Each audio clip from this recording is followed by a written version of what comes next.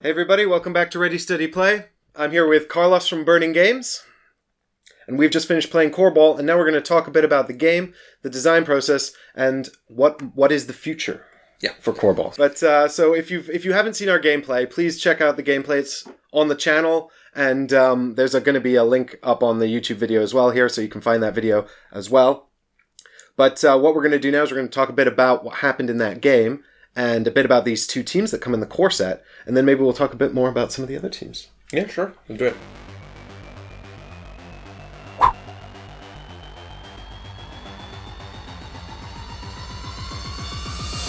So I was playing as the Space Sharks, and I have played the Space Sharks before. I like them a lot. They are all about sort of... Well, I say all about.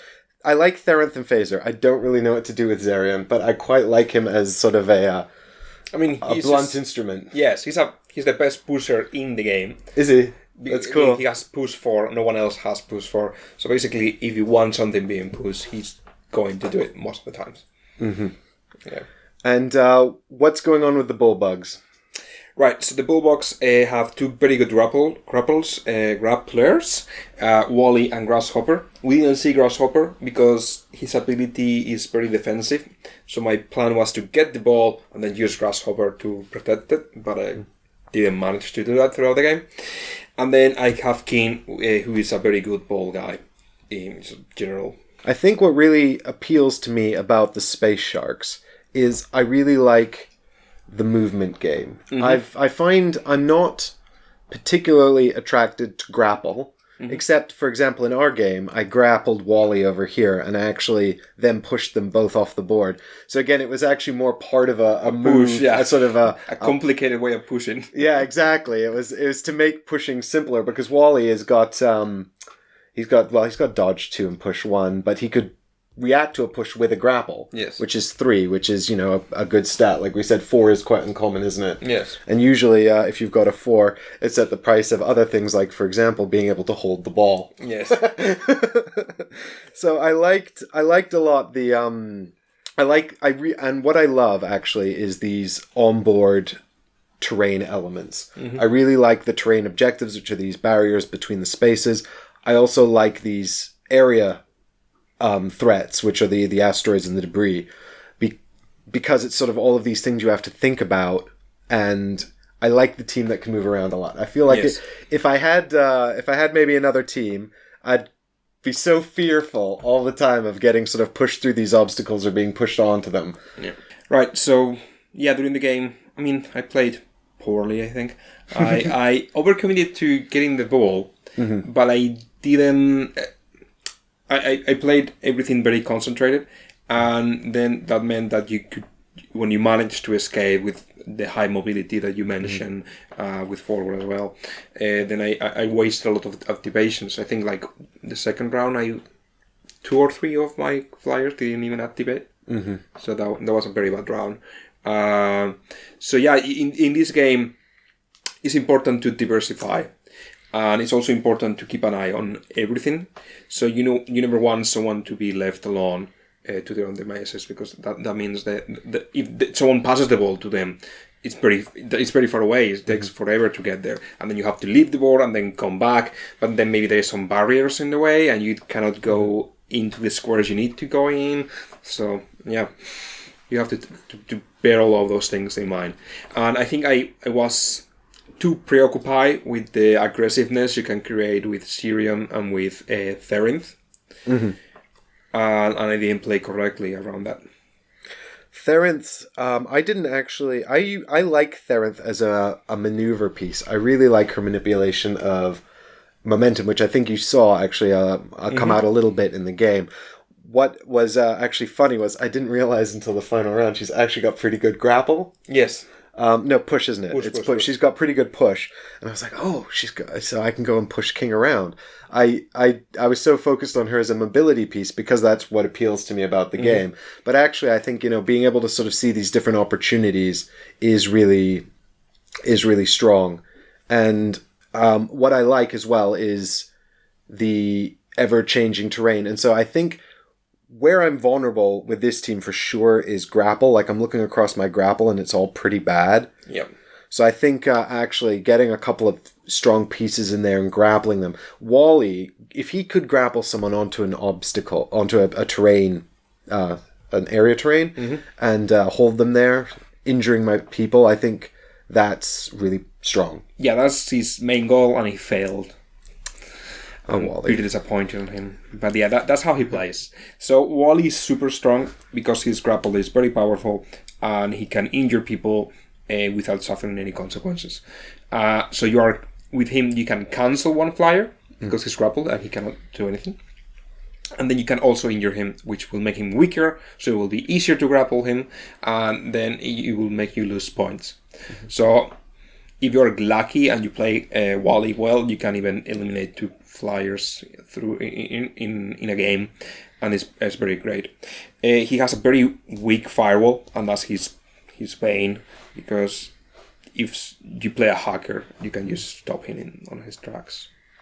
So the hacker piece is really interesting to me. I love the thematic concept of this player who just kind of sits on the sidelines and hacks people's spacesuits so that they can't do anything. And then maybe they even get pushed into rocks or momentum carries them somewhere. Thematically, that's brilliant. But as a game piece, he's quite challenging to use because his actual sports stats are not very good. Yes. So it's all about timing with the hacker. It's all about when can you spend an activation doing only that, doing only eliminating the possibility of movement for an opponent. Right? So it's usually when you usually want to hack either the ball carrier, so he doesn't escape around. So you have placed everyone, right? So they will reach the ball carrier and be able to take the ball from him. And if he activates and moves far away, then you can't do that. So you want to stop that. And also, if people are on top of rocks, on top of asteroids, maybe you want to hack them because there's an easy way of injuring someone with no payback. Yes, yeah, that's happened before. But it's all about timing. Like, for example, in the last round, I had a very hard choice about when to use a hacker because I needed to reach with King forward. So I needed to hack Therinth so he wouldn't push me. But if I use hacker, even if Therinth was hacked, because of his Therinth's ability, with the one movement she could still reach King. So no matter what I did, Therinth was going to be able to reach King. So but if in any other character, the hacker would have been a great tool because it would meant you waste an activation with a character and then King can reach the ball. And I think a very big element actually of the game is this deck of cards, and what I like are the subtle ways that you can manipulate this deck because there's the mechanic where the cards come out and you hang on to them if you're the attacker who failed. I like that a lot.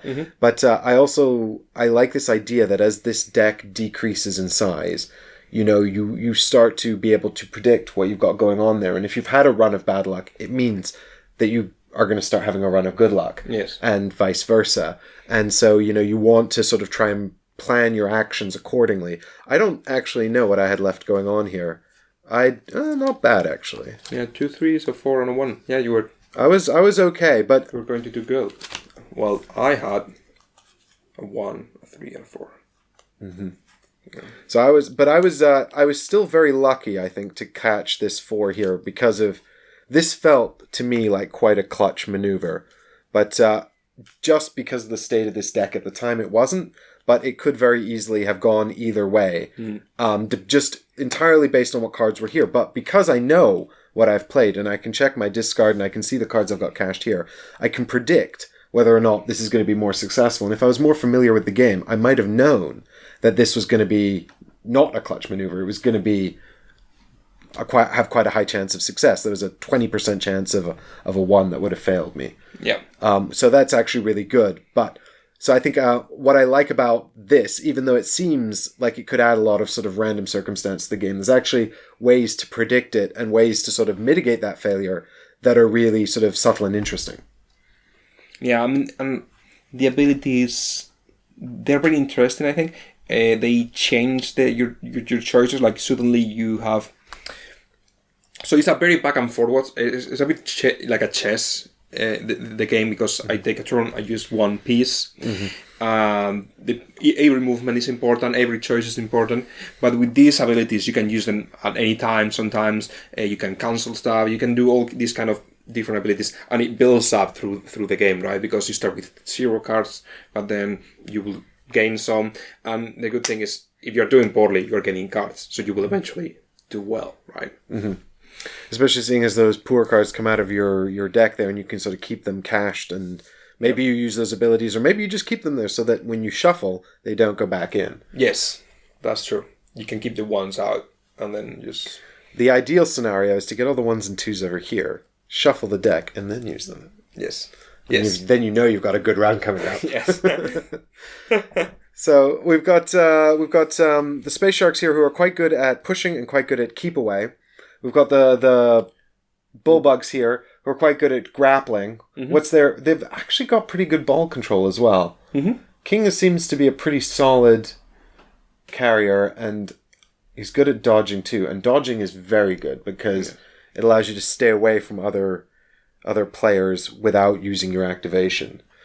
He's also got a push of 1. No, he's got a grapple of 1. Yeah. Well, I suppose that's for when he grapples Phaser, who has a grapple of 0. Yes, or if someone grapples him, he can try to get free. Ah, yes, of course he can get free. Whereas Phaser cannot. Phaser has a grapple of 0. Yeah, so I think I should have started by using Wally to grapple Phaser, but there was a red terrain between us.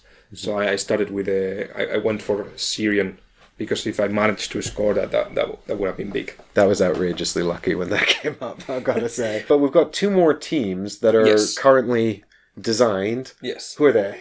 So we got the Technotics, and they're the purple ones. Should I bring them out? Yeah, let's have a look. Okay, so everyone has the same mercenaries, right? So I'm just going to bring out the special ones. Trigger, Jammer, and Lightning. So what these guys are good at, they're good at hacking. So this team is uber technological. They focus mostly on hacking, and they're great at it. And they're very annoying, but they're a lot of fun to play with.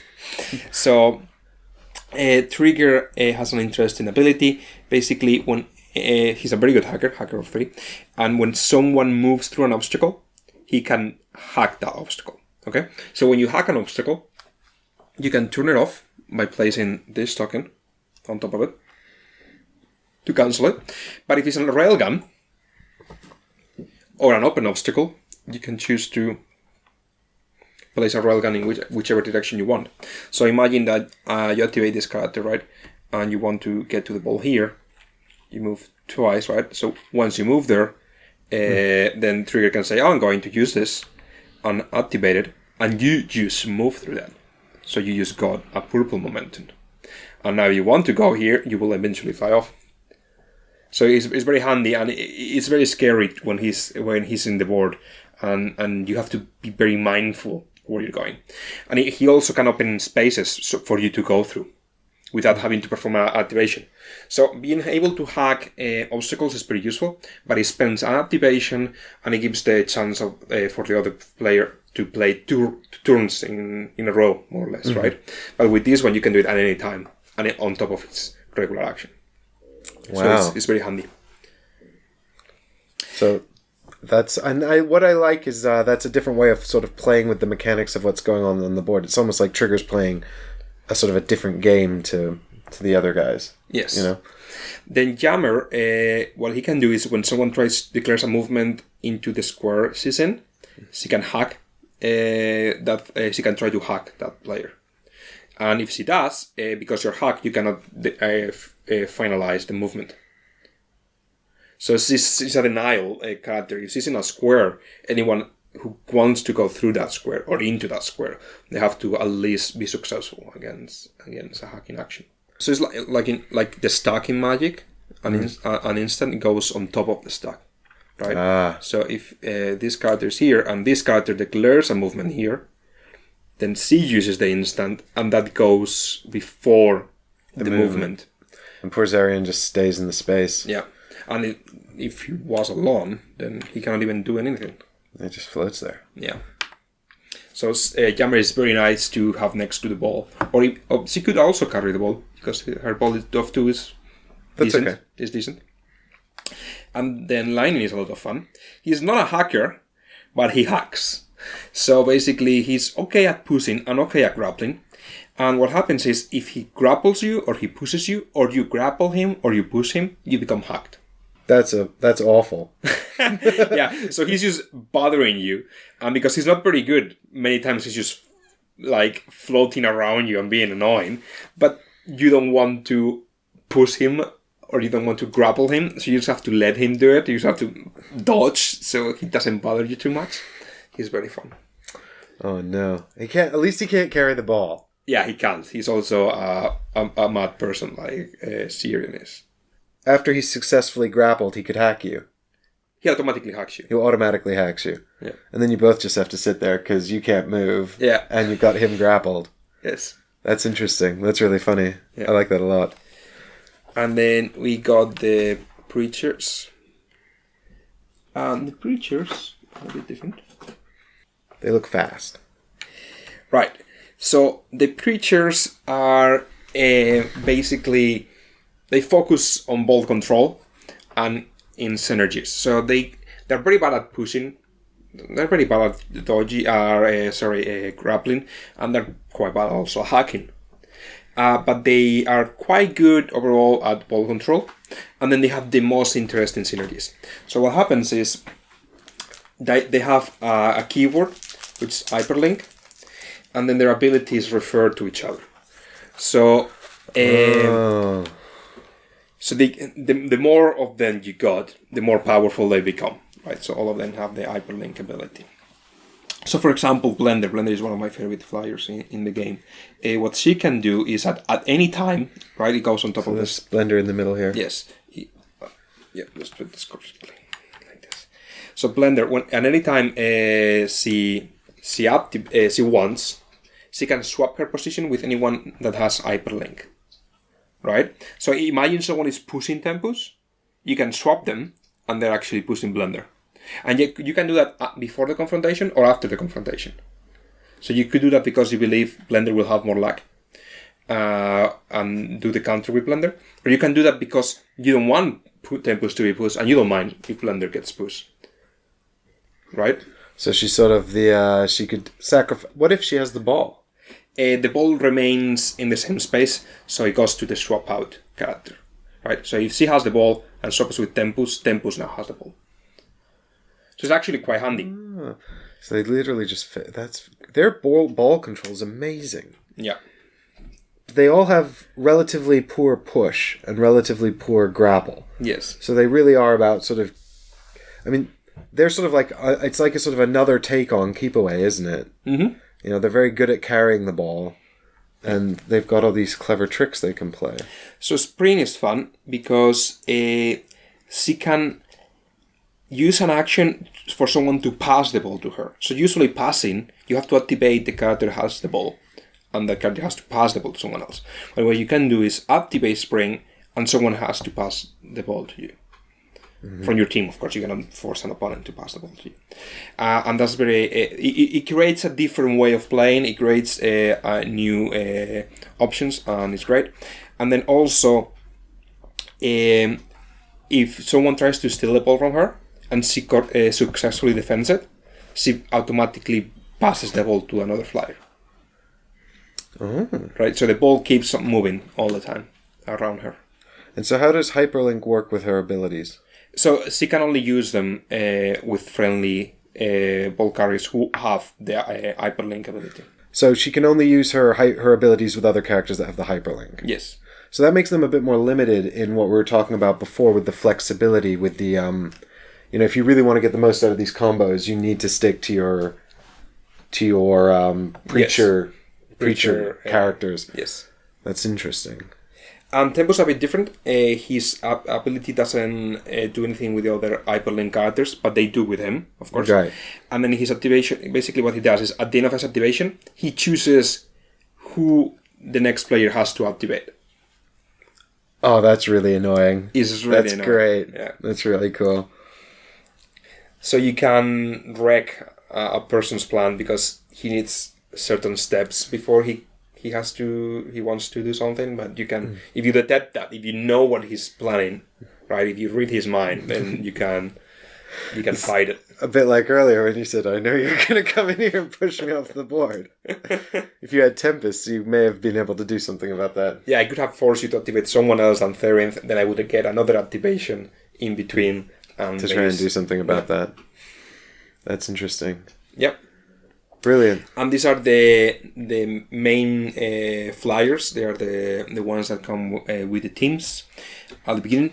And as you mentioned, yeah, we're going to do more.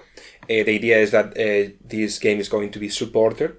We're going to grow it. We want people to enjoy it through time and then build their own teams, create their own synergies, build a meta that we haven't discovered, and create all those things. So we want to release new miniatures every 3 months to stores and things like that.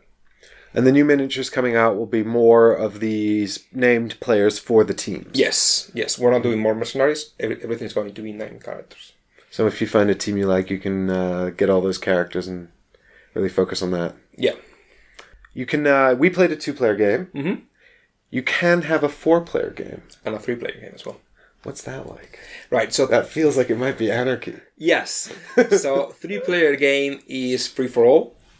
And the 4-player game is 2 versus 2. Ah, okay. That makes that. So there's some element of control there. Yes, it's not complete insanity. It's very interesting in a 4-player game because new synergies emerge from the combinations, right? So certain things that the Technotics can do, if they are combined with the Bullbox or with the Space Arcs, they will work differently. Right, so you want to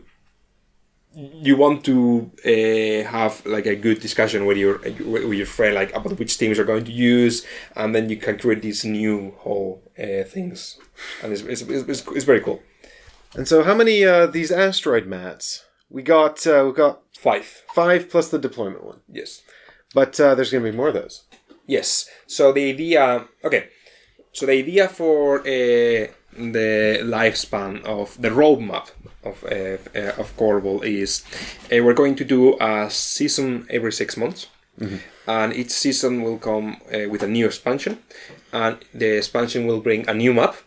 So every map will have unique rules and unique obstacles and unique area terrain, so everything will change, and it will bring new characters, new flyers. And then the idea is that during every season, we're also going to have a reinforcement package. So that's going to bring new flyers, fewer flyers, but new flyers. And it's going to bring fixes for everything.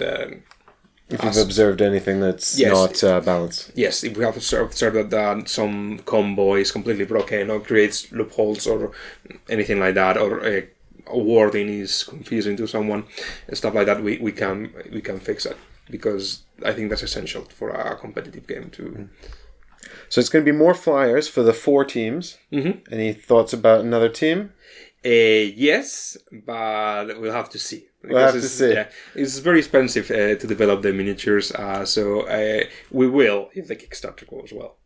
So if you guys like the game, this is your chance to prove that you like the game, or that you're excited by this concept.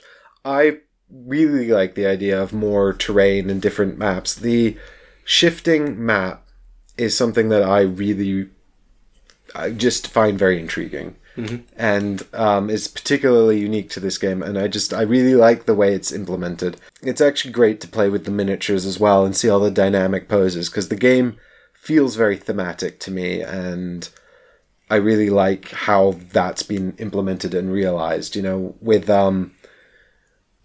even within the game, we were playing, pushing my own players around or pushing the other players around. You really get the sense of 0G. It doesn't just feel like, it's in space. It really feels like that is a real concept.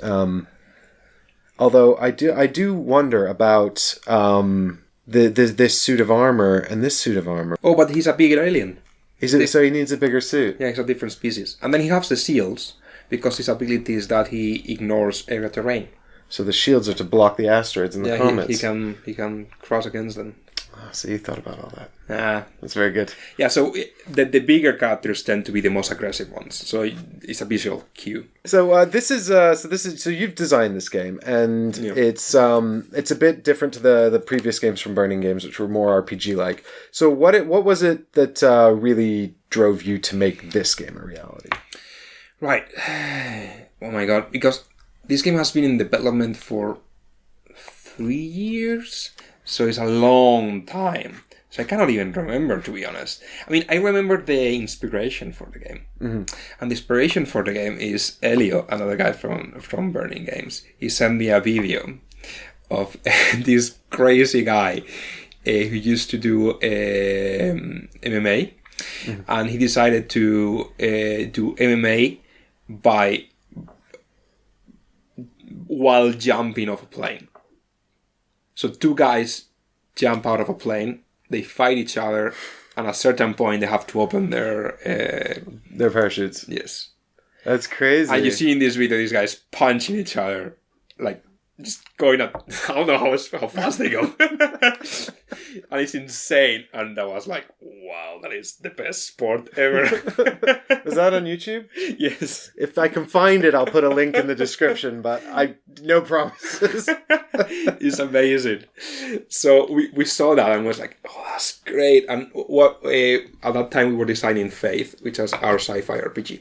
So we introduced that into the game. So we told that people were flying through an asteroid field and they were fighting for a ball and trying to not crash and everything. And it was the greatest sport in the universe and everyone was watching it and it was insane and big and crazy, you know.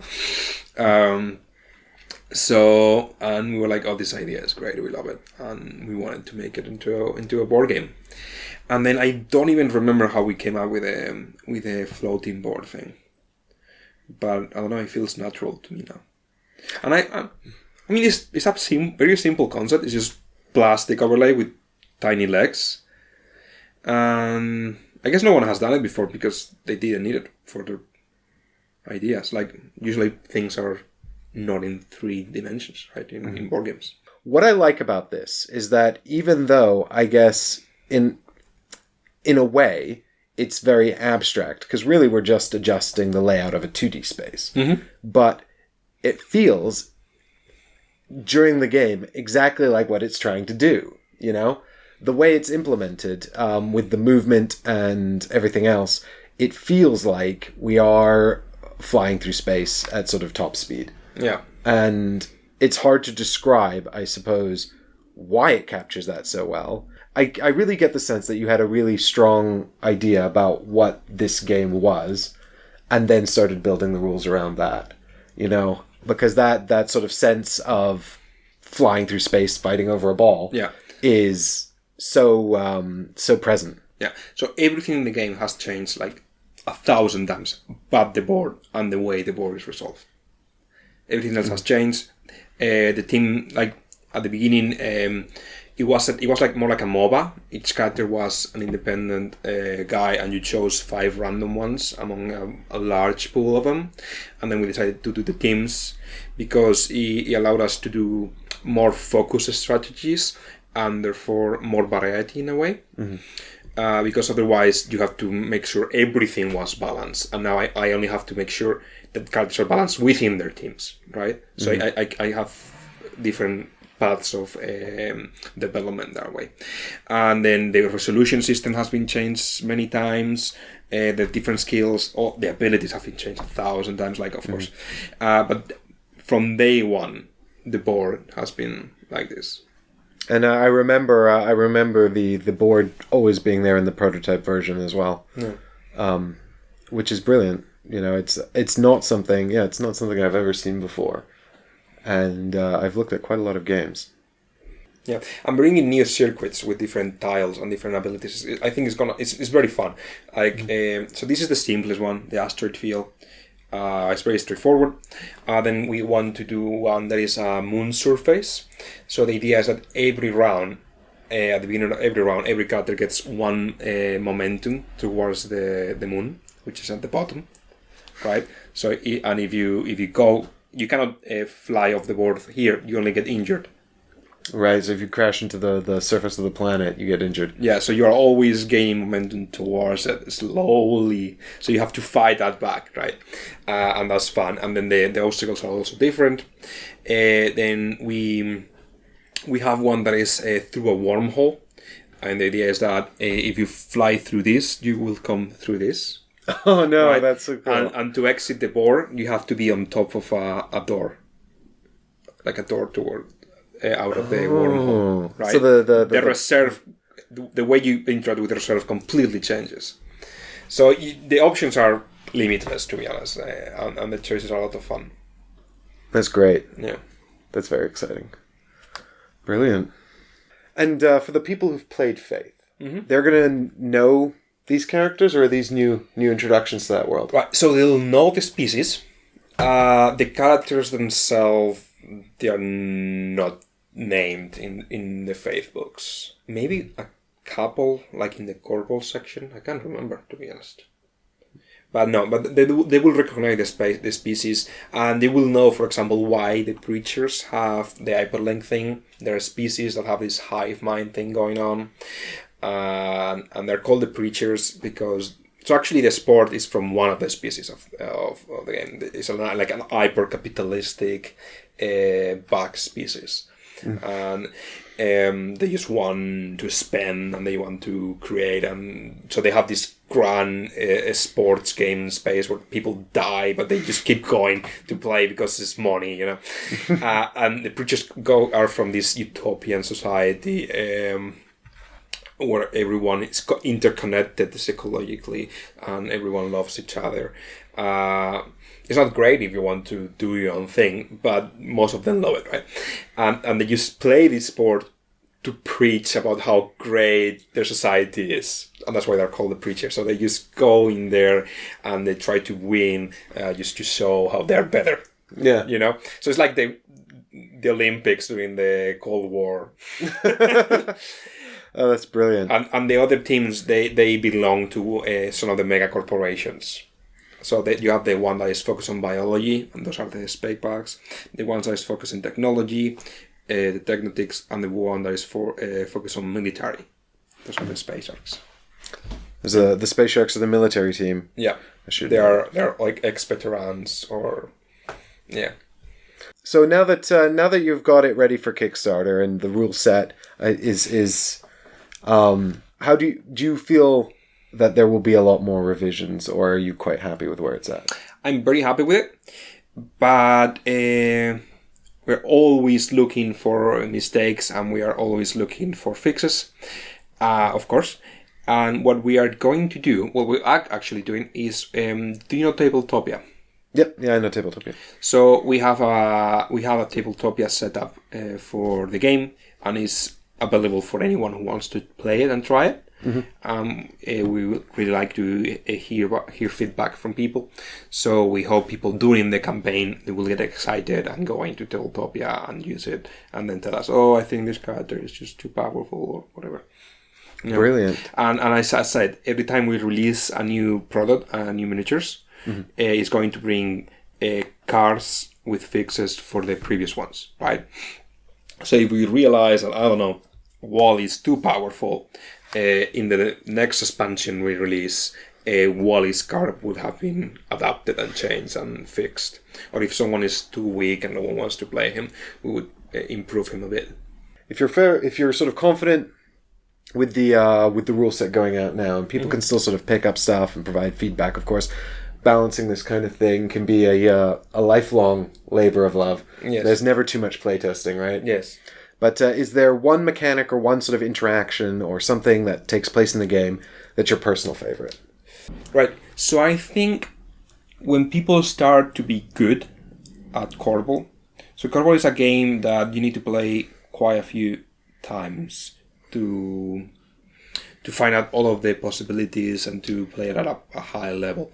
I think one of the things you learn is how to choose when to stay in the board and when to leave the board, right? So going to the reserve, doing your activation can be free, but it will cost you an activation, right?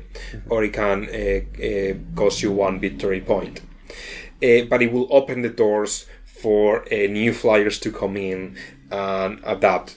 So many times I see new players making this mistake, in which if they don't have the ball, they bring all of the flyers they need to get a ball, so all the ball flyers into the board.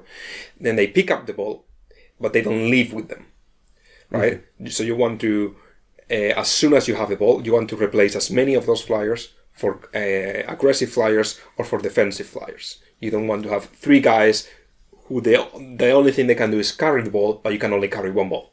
Yeah. Right? So learning when to do that, learning the timing of that's one of the hardest things. And it's the most rewarding. Like when you do it properly, you feel like, oh, I'm very smart, blah, blah, blah. I did it. That's, I'm still at the stage where my favorite thing is pushing people into rocks. Yes, that's also fun. Or you can also overdo it. I overdo it a lot. Like sometimes I leave the board too much because many times it's pretty good, but sometimes I just overdo it. So you have to be careful about everything. I mean, you're welcome to correct me if I'm wrong here, but I think that based on what I understand of the game, and also, for example, the hacking mechanic, actually something that's really important to keep in your mind at all times is the number of activations you've got, and when you're spending an activation to do something like leave the board, that's actually a big price to pay. Yes. And so how important is that to you, and what doors is that going to open to you? And if you stay on the board to use your activation, it's for example, in our game, when I put forward over here, and I didn't do an action, I was thinking the whole time, or when forward's running away with the ball all the time, I'm thinking, okay, what I'm doing here is I'm leveraging my movement to hang on to the ball, but I've also got a character now who's not doing anything else. Yes. And every activation counts because you only get 5 a turn. Yes. So you really got to think how you're going to use those. Yes. There are many ways of winning. So, for example, you can win without ever holding the ball. Which I love. Yeah, you can just punish the other team so they lose all of the points they win by getting the ball, or you grapple them so they drop the ball and no one scores the ball. And at the end of the game, if there is a draw, like imagine there's a draw at 0 points, right? Because you spend all of your points being super aggressive and you make the other person lose all of their points. If there is a draw, whoever has the ball under their control the last round wins. So, for example, if you go hyper aggressive and you injure everyone, you can come in the last round with a single guy who is good with the ball. Pick it up and use 1. Right? And because everyone else is injured, they can't do anything about it. And if no one is holding the ball the last round and you still have a draw, the person that has the most injured characters is going to lose. Right? So you have that too. So all things to think about. Yeah. So you can play different ways. You can adapt the game to a play style you like. Some will work, some won't. Some might work with one team but not another. And as the game expands and new flyers appear and new options will appear, and people will have to adapt. And I love that about this kind of game. I love how new character comes in and everyone has to rethink their strategies. You have to stay on your toes and you have to stay fresh. And I think we've seen from the success of ongoing competitive games that people love playing the meta, trying to predict what's going to happen and come up with new strategies. Yes. I love it when a new piece comes in. You've got to think about what you're going to do with that piece, or what new doors open to you. Yes. Yes. Or when someone shows up with that piece and surprises you, and you're like, oh, I didn't see that coming. Yes, I thought that this new character was useless. Or like a character that everyone thought was useless synergizes very well with a new one, and suddenly that character comes back. I love that. A good comeback. That was right. Brilliant. Well, I think that just about wraps up our Coreball discussion. But thank you so much for coming on and showing us the game. Of course. I basically dragged him out here because this is something I'm really excited about, having had the opportunity to look at it a couple of times. So please, do make sure you give the Kickstarter page a good look. I love these kinds of things, and this one's right up my street. So, check it out on Kickstarter April 16th. Yes. Perfect. Thank you. Cheers. And thanks for watching, everybody.